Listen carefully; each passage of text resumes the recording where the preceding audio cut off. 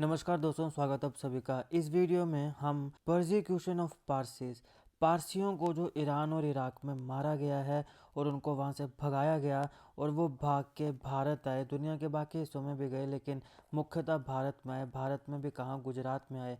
इसके पूरे के पूरे इतिहास को हम देखने वाले हैं, जो अनफॉर्चुनेटली भारतीय इतिहास से या फिर वर्ल्ड हिस्ट्री से भी निकाला जा चुका है। कोई इतना विस्तार से इस चीज़ के ऊपर बात नहीं होती है, लेकिन कोई बात नहीं, हम इस टॉपिक को विस्तार से इस लेक्चर में कवर करने वाले हैं। काफ़ी ज़्यादा एक्सटेंसिवली रिसर्च किया गया है इस पूरे के पूरे टॉपिक के ऊपर। वीडियो अगर आपको अच्छी लगे तो शेयर जरूर करिएगा अपने दोस्तों के साथ और वीडियो को लाइक भी जरूर करिएगा। लाइक करने के बाद एक हाइप का ऑप्शन आता है, अगर आप वो भी दबा दें तो अच्छी बात है, उससे भी थोड़ा बहुत फ़ायदा हमें मिलता है। और साथ में चैनल को सब्सक्राइब करना बिल्कुल मत भूलिएगा। इस लेक्चर में हम देखने वाले हैं the forgotten history of Parsis, persecution of Parsis and their migration to India. कैसे इस्लामिक रेडिकलिज्म फैला ईरान और इराक में, जिसकी वजह से वहाँ की जो नेटिव कम्युनिटीज़ थी, ये पारसी ज़ोरास्ट्रियंस, इनको अपनी ही मातृभूमि से, मदरलैंड से भगाया गया। या तो इनको मार दिया गया या उनको कन्वर्ट कराया गया या फिर उनको जान बचाने के लिए भागना पड़ा। ये जो लेक्चर है यहाँ पे हम पारसीज का, जो ज़ोरास्ट्रियंस हैं, उनके एग्जोडस को एक्सप्लोर करेंगे। इस्लामिक इन्वेजन के समय जो हुई थी ईरान और इराक से, जिसको पहले पर्शिया बोला करते थे 7वीं सेंचुरी एडी में, और फिर उसके बाद वो भारत में कैसे पहुँचे और भारत में किस प्रकार से ये जो पारसी कम्युनिटी है हमारी, ये फ्लरिश कर रही है। अच्छा, पारसी भाइयों बहनों का एक न्यू ईयर होता है, उसको बोलते हैं नवरोज़। तो नवरोज़ को मैंने ऑलरेडी अच्छे से अलग वीडियो में कवर किया है, उसको ज़रूर देखिएगा। उसका लिंक आपको डिस्क्रिप्शन बॉक्स में मिल जाएगा। आज हम बात करेंगे persecution of Parsis and their migration to India. तो सबसे पहले बात करते हैं कि पारसी होते कौन हैं। देखिए, पारसी जो है ये बेसिकली एक इथनो रिलीजियस माइनॉरिटी है जो करंटली इंडियन सब कॉन्टिनेंट में रिसाइड करती है। इंडियन सब कॉन्टिनेंट में इस समय ज़्यादातर पारसी लोग रहते हैं। ओबियसली दुनिया के बाकी हिस्सों में भी रहते हैं, लेकिन सबसे ज़्यादा अगर आपको पारसी दिखेंगे तो वो हमारे भारत में दिखेंगे। ये एक इथनो रिलीजियस माइनॉरिटी है। इनके जो इंसेस्टर्स थे, पूर्वज थे, वो भारत में माइग्रेट हुए थे उस समय जब सासानिद ईरान के ऊपर इन्वेजन हुई थी अरब मुस्लिम्स की। तो यहाँ पे अरब मुस्लिम्स ने इन्वेड किया सासानिद ईरान में, और वहाँ पे राशिदुन कैलिफेट हुआ करते थे या राशिदुन खलीफा। उनके समय अरब मुस्लिम्स ने ईरान के ऊपर हमला किया, इन्वेजन किया 7वीं सेंचुरी एडी में, 7वीं शताब्दी में ये चीज़ें हुई थी। तो उस समय यहाँ पे जो पारसी थे, जो ज़ोरास्ट्रियंस थे, उनको मारा गया, दबाया गया, लड़कियों के रेप हुए और कईयों को फोर्स किया गया कि तुम इस्लाम धर्म चूज़ करो, आप कन्वर्ट हो जाओ। और कुछ लोग जो नहीं कन्वर्ट होना चाहते थे उनको मार दिया जाता था। तो कईयों को फिर जान बचाने के लिए वहाँ से भागना पड़ा, अपनी मदरलैंड, मातृभूमि को छोड़ना पड़ा। पारसीज जो हैं वो अपने ज़ोरास्ट्रियनिज़्म, अपने धर्म को मानते हैं। ओरिजिनल फॉर्म में इसे मजदायसना भी कहते हैं, और ये one of the oldest religion माना जाता है पूरी दुनिया में।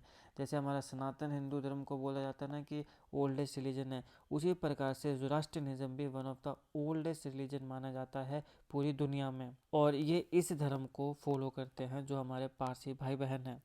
अब देखिए, मिडिल ऑफ द 7वीं सेंचुरी तक जो पर्शिया है, मॉडर्न डे ईरान जो है, वो पॉलिटिकली इंडिपेंडेंट स्टेट था। उसके ऊपर किसी का राज नहीं था, पॉलिटिकली इंडिपेंडेंट था। और यहाँ पे जो मेजोरिटी लोग थे वो कौन थे?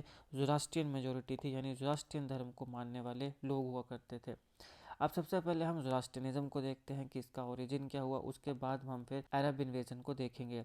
तो ज़ोरास्ट्रियनिज़्म के ओरिजिन की बात करें तो 1750 बीसी में एक प्रॉफिट थे ज़ाराथुस्त्रा, ये रिवील हुए और इन्होंने द गुड रिलीजन प्रीच किया, यानी गुड रिलीजन पढ़ाया पूरे के पूरे एंशियंट पर्सिया में और सेंट्रल एशिया में। यहाँ पे limited number of faithful man और वुमेन, थोड़े ही नंबर था कुछ महिला और पुरुषों का जो कन्वर्ट हुए थे प्रॉफेट ज़ाराथुस्त्रा जी के बातों के इन्फ्लुएंस में आके। उसके बाद अर्ली अडॉप्शन की बात करें तो यहाँ पे किंग आया विश्तास्प।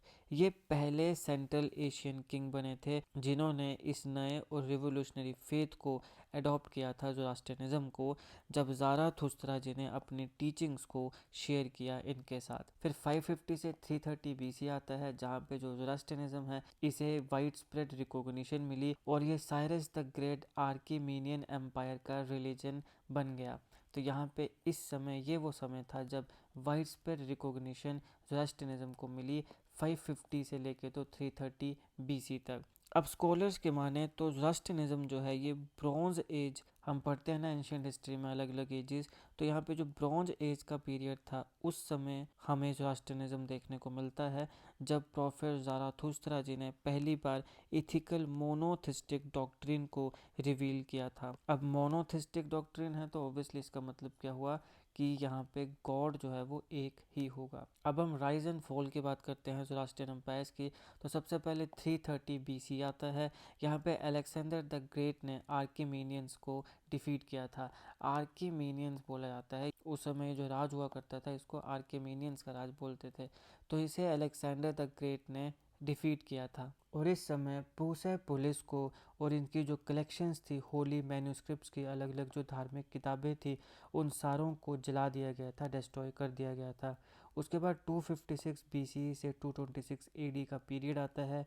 यहाँ पे एक सेंचुरी तक ग्रीक डोमिनेशन रहा ये सेल्यूसिड्स के अंडर, और उसके बाद फिर यहाँ पे पार्थियंस का राइज होता है पावर में, और उसके बाद ईरान को पार्थियंस रूल करने लगते हैं। फिर 226 से 652 AD का पीरियड आता है, जहाँ पे जो सासानियन एम्पायर था इसने ज़ोरास्ट्रियनिज़्म को ईरान का ऑफिशियल रिलीजन बना दिया था, और उस समय यहाँ पे 30 मिलियन फॉलोअर्स थे। तो ये गोल्डन एज मानी जाती है ज़ोरास्ट्रियनिज़्म की ईरान में, 226 से लेके तो 652 AD के बीच में। अब यहाँ पे ससानियन एम्पायर जिसने ज़ोरास्ट्रियनिज़्म को ईरान का ऑफिशियल रिलीजन बनाया, इसका फॉल हो जाता है। तो अरब मुस्लिम्स के द्वारा 652 AD में इस एम्पायर को ओवरथ्रो कर दिया गया, और ये एक बहुत बड़ा टर्निंग पॉइंट था ईरान की हिस्ट्री में भी और ज़ोरास्ट्रियनिज़्म की हिस्ट्री में भी। अब यहाँ पे कॉन्क्वेस्ट के बाद जो ज़ोरास्ट्रियंस का मेजर पोर्शन था उसको इस्लाम में कन्वर्ट करा दिया गया, और कई ऐसे लोग थे कन्वर्ट होने के बाद भी जो प्राइवेटली अपने धर्म को प्रैक्टिस किया करते थे। अगर सबके सामने करेंगे तो मार दिए जाएंगे, तो प्राइवेटली किया करते थे। कई ऐसे ज़ोरास्ट्रियंस थे जिनको प्रोसिक्यूट किया गया, कईयों के साथ डिस्क्रिमिनेशन हुई। अब देखो ये वही होता है जैसे हिंदुओं के साथ हुआ, वैसे ही यहाँ पे ये ज़ोरास्ट्रियंस के साथ हुआ। जैसे आज के समय पाकिस्तान और बांग्लादेश के हिंदुओं के साथ हो रहा है। मिडाइवल इंडियन हिस्ट्री में हम पढ़ते हैं जो भी चीज़ें हिंदुओं के साथ हुई, तो वही चीज़ें यहाँ पे ज़ोरास्ट्रियंस के साथ भी हुई। यहाँ पे फोर्स्ड कन्वर्जन्स हुए, इंटरमिटेंट वायलेंस जो है वो बहुत ज़्यादा कॉमन हो गई थी। मतलब वायलेंस काफ़ी ज़्यादा ज़ोरास्ट्रियंस के ऊपर हो रही है, ज़बरदस्ती उनको फोर्स किया जा रहा है कन्वर्ट करने के लिए, मर्दों को मारा जा रहा है, औरतों के रेप कर दिए जा रहे हैं, और कोई कानून व्यवस्था नहीं है, क्योंकि सारी की सारी चीज़ें धर्म के नाम पे, इस्लाम के नाम पे जस्टिफाई हो जा रही हैं। अब ज़ोरास्ट्रियंस की अगर हम डॉक्यूमेंटेड परसिक्यूशन देखें तो यहाँ पे टेम्पल्स की डिस्ट्रक्शन होती है। राशिदुन खलीफा के समय जिन मुस्लिम्स ने इन्वेड किया उन्होंने काफ़ी ज़्यादा ज़ोरास्ट्रियन टेम्पल्स को डिस्ट्रॉय किया, कई फायर टेम्पल्स को डिमोलिश कर दिया गया और उन्हें मॉस्क में रिप्लेस कर दिया गया। तो जैसे हमारे भारत में बाबरी मस्जिद का हिस्ट्री थी कि वो पहले मंदिर था, फिर उसको मस्जिद बना दिया गया था, तो अब जाके वहाँ पे अयोध्या राम टेम्पल बना है। तो उसी प्रकार से यहाँ पे कई ऐसे ज़ोरास्ट्रियन टेम्पल्स थे जिन्हें तोड़ दिया गया, डिस्ट्रॉय कर दिया गया, डिमोलिश कर दिया गया, और कईयों को मॉस्क में, मस्जिदों में कन्वर्ट कर दिया गया। फिर आता है बर्निंग ऑफ लाइब्रेरीज। कई पर्शियन लाइब्रेरीज थी जिनमें एंशियंट ज़ोरास्ट्रियन टेक्स्ट और नॉलेज भरा था, उसे भी जला दिया गया, और सेंचुरीज़ का जो कल्चरल हेरिटेज था उसको कम्प्लीटली डिस्ट्रॉय कर दिया गया। उसी प्रकार से जिस प्रकार से भारत में अलाउद्दीन खिलजी ने नालंदा यूनिवर्सिटी को जलाया था, जहाँ पे एंशियंट हिंदू रिलीजन के जो टेक्स्ट थे, जो नॉलेज थे, वो कितनी ज़्यादा किताबें थी, उन सबको जला दिया गया। उसी प्रकार से यहाँ पे लाइब्रेरीज़ को भी जला दिया गया था। फिर आता है जजिया टैक्स। ये हमारे हिंदुओं के ऊपर भी लगा जजिया टैक्स। ये हर उस व्यक्ति के ऊपर लगता है जो इस्लाम धर्म को नहीं मानता है, जो काफिर है। काफिर मतलब जो नॉन फॉलोअर है, जो इस्लाम धर्म को फॉलो नहीं करता है। हालांकि इस्लाम धर्म में भी दो धड़े आते हैं, एक आता है शिया, एक आता है सुन्नी। इन दोनों में क्या फ़र्क है? बहुत मेजर फ़र्क है इन दोनों में। इनमें हुए हैं बैटल ऑफ करबला, जहाँ पे इमाम हुसैन को मारा गया। इन दोनों के बीच में क्या फ़र्क है इसको मैंने अच्छे से अलग वीडियो में कवर किया है, ज़रूर देखिएगा, उसका लिंक भी डिस्क्रिप्शन बॉक्स में मिल जाएगा। और अब क्योंकि यहाँ पे बात हो रही है इस्लाम की और ज़ोरास्ट्रियनिज़्म की, तो आपको जुडिज़म की हिस्ट्री भी पढ़नी चाहिए कि जुडिज़म की क्या हिस्ट्री है और क्यों इसराइल और जो मुस्लिम कंट्रीज़ हैं उनके बीच में लड़ाइयाँ हो रही हैं, इसके पीछे का इतिहास क्या है, इसराइल क्या है, ग्रेटर इसराइल क्या है, और इसके साथ साथ जो हिटलर था, एडल्फ हिटलर, उसने यहूदियों को या ज्यूज़ को क्यों मारा था। इन सब टॉपिक्स को ऑलरेडी मैं कवर कर चुका हूँ, इन सारों के लिंक्स आपको डिस्क्रिप्शन में मिल जाएंगे। तो शिया और सुन्नियों के बीच में क्या फ़र्क है, जुडिज़म क्या है, इसराइल कैसे बना, ग्रेटर इसराइल क्या है, और एडोल्फ हिटलर ने यहूदियों को या ज्यूज़ को क्यों मारा, इन सब के लेक्चर्स आपको डिस्क्रिप्शन बॉक्स में मिल जाएंगे। एक बार मेरे डिस्क्रिप्शन बॉक्स को चेक ज़रूर कर लीजिएगा। तो तीसरा आता है जजिया टैक्स। अब जजिया टैक्स किसके ऊपर लगता है, वो सारी की सारी टेरिटरीज जो मुस्लिम्स ने कॉन्कर करी है, वहाँ पे जो ज़ोरास्ट्रियंस हैं यानी जो ज़ोरास्ट्रियन धर्म को मानेगा उसे स्पेशल टैक्स पे करना पड़ेगा, उसको फोर्स किया जाएगा कि भाई आपको स्पेशल टैक्स पे करना है, वो है जजिया। और इस प्रकार से उन्हें सेकंड क्लास सिटीज़न बना दिया जाएगा। अब तुम खुद सोचो कि वो अपने ही एरिया में रह रहे हैं और अपने एरिया में ही रहने के लिए अपने जो पुश्तैनी मदरलैंड है वहाँ पे ही रहने के लिए उन्हें पैसा पे करना पड़ेगा और अपने ही मदरलैंड में, मातृभूमि में ये सेकंड क्लास सिटीज़न बन जाएंगे। तो यही चीज़ें हमारे हिंदुओं के साथ भी हुई मिडाइवल इंडिया में, यही चीज़ें हमारे पारसी भाइयों के साथ हुई जब वहाँ पे मुस्लिम्स जो अरब इन्वेडर्स थे वो आए। अब पूरे के पूरे ज़ोरास्ट्रियनिज़्म की हिस्ट्री में अबेंडेंट डॉक्यूमेंटेशन है कि किस प्रकार से जो ज़ोरास्ट्रियंस हैं उन्हें इस्लामिक रूल के अंडर परजिक्यूट किया गया है। अब सिस्टमैटिक ऑपरेशन होने लगी ज़ोरास्ट्रियंस के इस्लामिक रूल के अंडर, तो फोर्स्ड कन्वर्जन्स हो रही हैं। कई ज़ोरास्ट्रियंस हैं जिनको इस्लाम में कन्वर्ट कर दिया जा रहा है, अगर वो नहीं होंगे तो फिर उनको मार दिया जाएगा। और यहाँ पे नेगेटिव इफ़ेक्ट्स यहाँ पे हो रहे हैं क्योंकि इनको सेकंड क्लास सिटीजन्स की तरह ट्रीट किया जा रहा है इस्लामिक कैलिफेट्स के अंडर। इंक्रीजिंग रिस्ट्रिक्शंस, अब नंबर ऑफ़ लॉज जो ज़ोरास्ट्रियन का बिहेवियर है उसको गवर्न करने के लिए लाए जा रहे हैं, काफ़ी ज़्यादा इंक्रीज़ किए जा रहे हैं ताकि उनकी जो एबिलिटी है समाज में पार्टिसिपेट करने की उसको रिड्यूस किया जा सके और उनका जो जीवन है उसको नरक बना दिया जाए, उसको डिफ़िकल्ट कर दिया जाए, ताकि अंततः या तो वो मर जाएं या वो छोड़ के चले जाएं या फिर वो कन्वर्ट हो जाएं।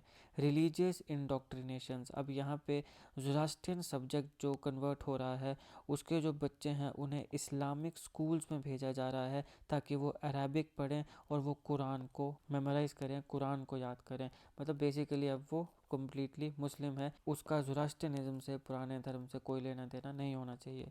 और loss of religious dominance, Arab invasion ने कम्प्लीटली ज़ोरास्ट्रियनिज़्म की जो सुप्रीमेसी है पर्शिया में उसे टॉपल कर दिया, ख़त्म कर दिया और इस्लाम को स्टेट का ऑफिशियल रिलीजन घोषित कर दिया कि अब से ये जो कंट्री है ये मुस्लिम कंट्री है। और यहीं से फिर ग्रेट माइग्रेशन शुरू होती है।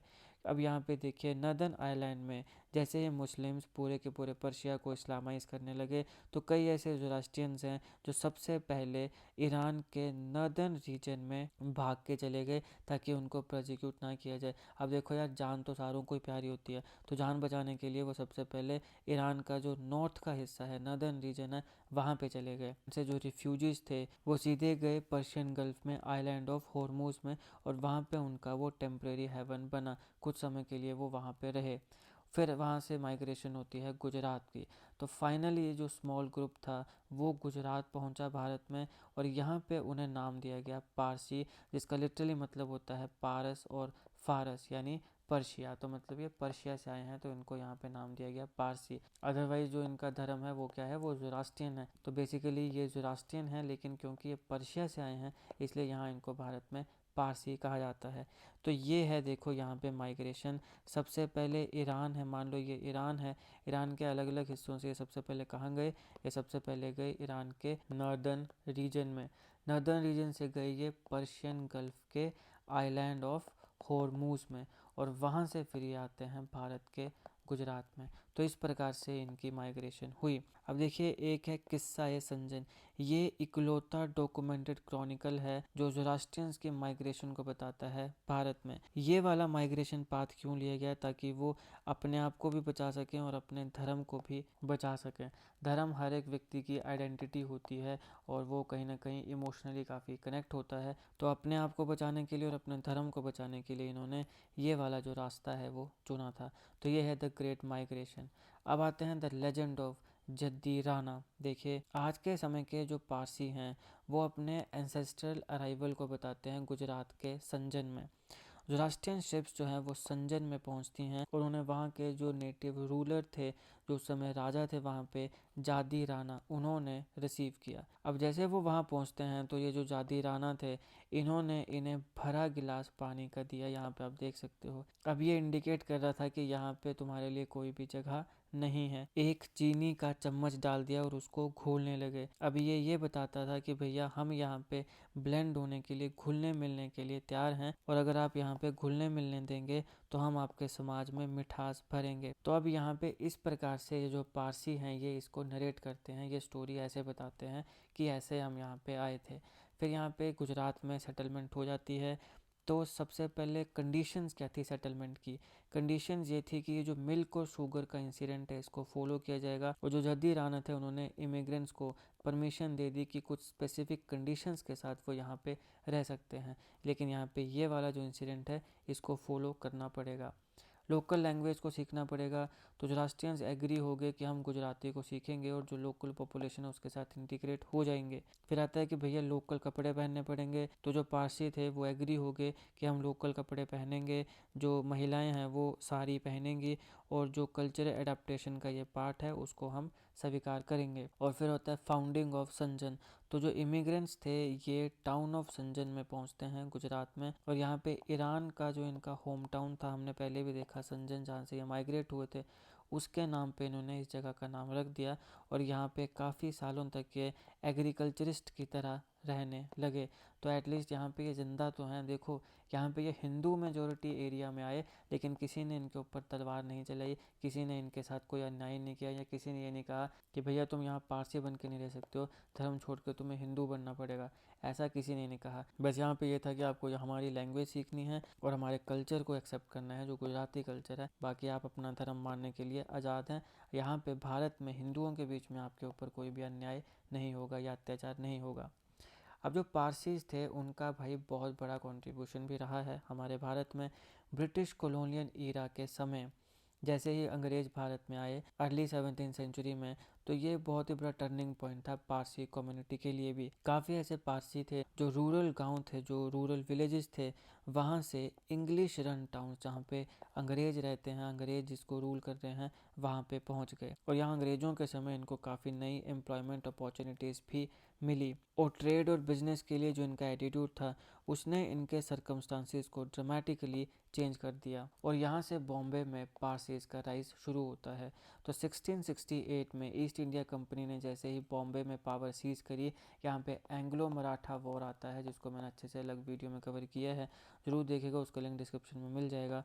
तो वहाँ से जो पारसीज थे वो गुजरात से माइग्रेट होना शुरू हो गए बॉम्बे में। 18th सेंचुरी में इनका जो काम था, स्किल्स थी एज अ मर्चेंट, ये काफ़ी ज़्यादा रिस्पॉन्सिबल थे बॉम्बे की एक्सपेंशन के लिए इस पीरियड में। फिर 19th सेंचुरी आते आते ये काफ़ी अमीर बन चुके थे। 1850 तक ये काफ़ी हैवी इंडस्ट्रीज़ में काफ़ी ज़्यादा सक्सेसफुल बन चुके थे, और शिप बिल्डिंग से लेके तो रेलवेज तक इनके कनेक्शन थे। मतलब जो ये इंडस्ट्रीज़ थी इन सारों में पारसीज के कनेक्शन बन चुके थे।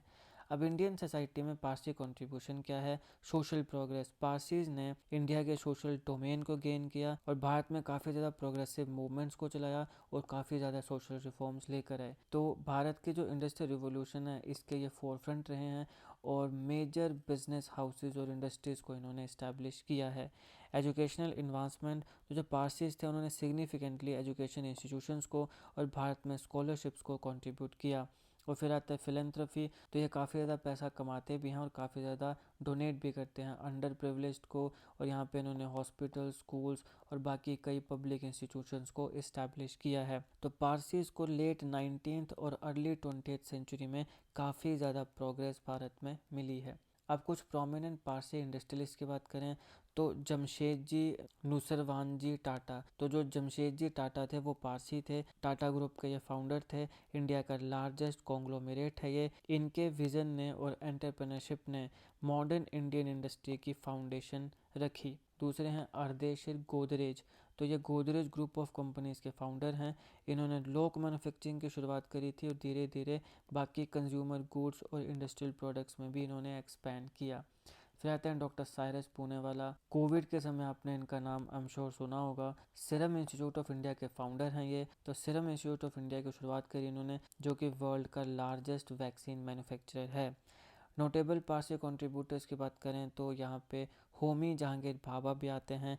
रिनाउंड इंडियन फिजिसिस्ट थे ये, और इन्होंने काफ़ी इंपॉर्टेंट रोल प्ले किया भारत के न्यूक्लियर प्रोग्राम को डेवलप करने के लिए, और ये फाउंडिंग डायरेक्टर भी थे Tata institute of fundamental research के। फील्ड मार्शल सैम मानेकशॉ ये चीफ ऑफ आर्मी स्टाफ थे, जिनके समय 1971 इंडो पाकिस्तान वॉर हुआ था, बांग्लादेश लिबरेशन वॉर, जहाँ पे पाकिस्तान टूट के दो हिस्सों में डिवाइड हो गया था। बांग्लादेश कैसे बना था, पूरी की पूरी क्या स्टोरी है, उसको मैंने अच्छे से अलग वीडियो में कवर किया है, उसको ज़रूर देखिएगा, लिंक डिस्क्रिप्शन बॉक्स में मिल जाएगा। गोवा भी पहले भारत का हिस्सा नहीं था आज़ादी के समय, बाद में गोवा भारत का हिस्सा बना था। सिक्किम भी भारत का हिस्सा नहीं था, बाद में सिक्किम भारत का हिस्सा बना था। लेकिन म्यांमार अंग्रेज़ों के समय भारत का हिस्सा था, बाद में म्यांमार अलग हो गया था 1935-36 में। तो ये चारों मैंने कवर किए हैं ऑलरेडी, इनको जरूर देख लीजिएगा। गोवा भारत का हिस्सा कैसे बना, सिक्किम भारत का हिस्सा कैसे बना, जो म्यांमार है पहले इसको बर्मा बोला करते थे, ये भारत से अलग कैसे हुआ, और बांग्लादेश अलग देश कैसे बना, चारों को मैंने कवर किया है बहुत अच्छे से एनिमेशन के माध्यम से। पूरी डिटेल में स्टोरी कवर करी हुई है, जो आपके एग्जामिनेशन के सारे फैक्ट्स को भी कवर करता है, और काफ़ी अमेजिंग फैक्ट्स भी मैंने वहाँ पे कवर किए हैं, जिनसे आपको काफ़ी ज़्यादा चीज़ें सीखने को मिलेंगी। जरूर देख लीजिएगा, चारों के लिंक डिस्क्रिप्शन बॉक्स में मिल जाएंगे। तो फील्ड मार्शल सैम मानेकशॉ जी भी पारसी कम्युनिटी से आते हैं। तो अभी प्रेजेंट स्टेटस क्या है पारसीज का हमारे भारत में? देखिए, इंडियन पॉपुलेशन में पारसीज की जो परसेंटेज है वो है 0.0005%। पारसीज हमारे भारत में काफ़ी कम है, लेकिन नो डाउट काफ़ी सक्सेसफुल कम्युनिटी है। हालांकि इनका जो इंडियन पॉपुलेशन में प्रपोर्शन है वो काफ़ी कम है, लेकिन उसके बावजूद भी भारत की डेवलपमेंट में और इकोनॉमी में काफ़ी सिग्निफिकेंट इम्पैक्ट पारसी लोग रखते हैं। फिर टोटल पॉपुलेशन 2011 के सेंसस के मुताबिक 57,264 है। तो ये टोटल नंबर ऑफ़ पारसीज हैं जो हमारे भारत में रहते हैं, और ये बताता है कि इनकी जो पॉपुलेशन है वो कंटिन्यूसली डिक्लाइन कर रही है। और यहाँ पे 2001 में बात करें तो 69,601 पॉपुलेशन हुआ करती थी। तो ये कहीं ना कहीं डिक्लाइन पॉपुलेशन यहाँ पे हमें देखने को मिलती है। और कितना डिक्लाइन है 2001 से 2011, 10 सालों में 18% का डिक्लाइन हमें देखने को मिलता है। तो भारत में Parsi community most prosperous minority communities में से एक कम्युनिटी आती है। इसमें हम जैन्स को भी इंक्लूड कर सकते हैं, वो भी काफ़ी ज़्यादा प्रॉस्परस माइनॉरिटी है। बुद्धिज़्म, जैनिज़्म, इनसे रिलेटेड सारे इंपॉर्टेंट एमसीक्यूज़ को मैंने अलग वीडियोस में कवर किया है, ज़रूर देखिएगा, दोनों के लिंक्स डिस्क्रिप्शन में मिल जाएंगे, या मेरी प्लेलिस्ट में जाइए जीके क्वेश्चंस, वहाँ पे आपको काफ़ी इंपॉर्टेंट टॉपिक्स पे क्वेश्चंस मिल जाएंगे। Buddhism, Jainism, Mahatma Gandhi, Indus valley civilisation and all, वो सब आपको वहाँ मिल जाएंगे। प्लेलिस्ट को जरूर चेक करिएगा, प्लेलिस्ट का लिंक भी आपको डिस्क्रिप्शन में मैं दे दूँगा। तो जो पारसी कम्युनिटी है वो मोस्ट प्रॉस्परस माइनॉरिटी और माइग्रेंट कम्युनिटी है पूरी दुनिया में, और उनका नंबर लगातार डिक्लाइन हो रहा है, कम हो रहा है। अब हम भारत में पारसीज का जोग्राफिक डिस्ट्रीब्यूशन देखते हैं। सबसे पहले आता है महाराष्ट्र। महाराष्ट्र में सबसे ज़्यादा पारसीज पाए जाते हैं। टोटल जितने भी भारत में पारसी हैं उसके 78% महाराष्ट्र में है।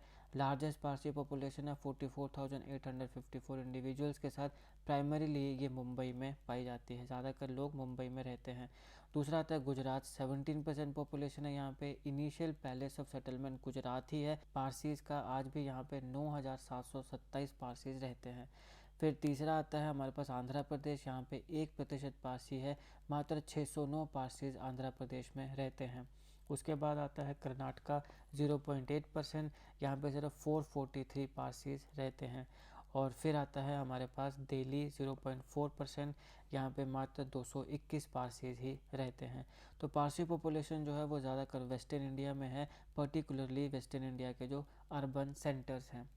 अभी अपने कल्चरल लेगेसी को किस प्रकार से प्रिजर्व कर रहे हैं, तो काफ़ी कम नंबर है इनका, उसके बावजूद भी पारसी कम्युनिटी जो है वो यहाँ पे ना सिर्फ सर्वाइव कर रही है भारत में, बल्कि थ्राइव कर रही है।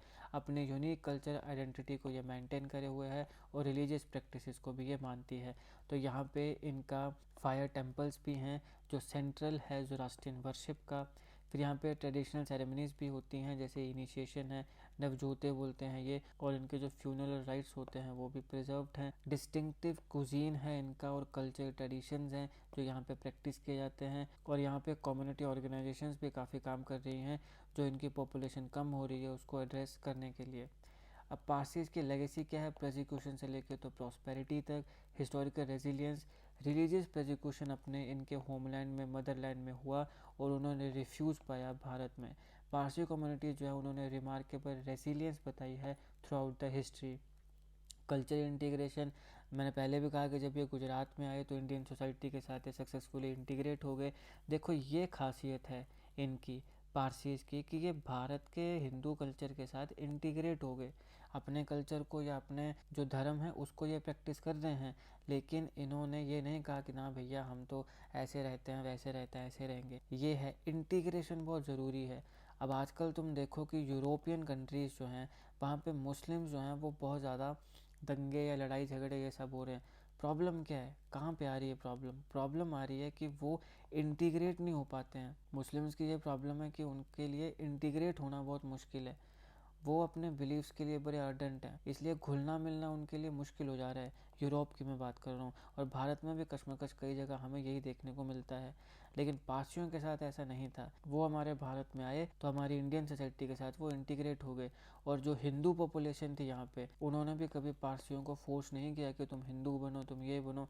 जो चीज़ें इनके साथ ईरान में हो रही थी, ये बताता है कि हमारा हिंदू जो है वो कितना टॉलरेंट है। और एक मिनॉरिटी कम्युनिटी होने के बावजूद भी अपने जो हेरिटेज है इसको इन्होंने प्रिजर्व करके रखा है, क्योंकि यहाँ पे ईरान की तरह उनके साथ नहीं हो रहा है। जो ईरान में मुस्लिम्स ने किया वो यहाँ पे हिंदू नहीं कर रहा है।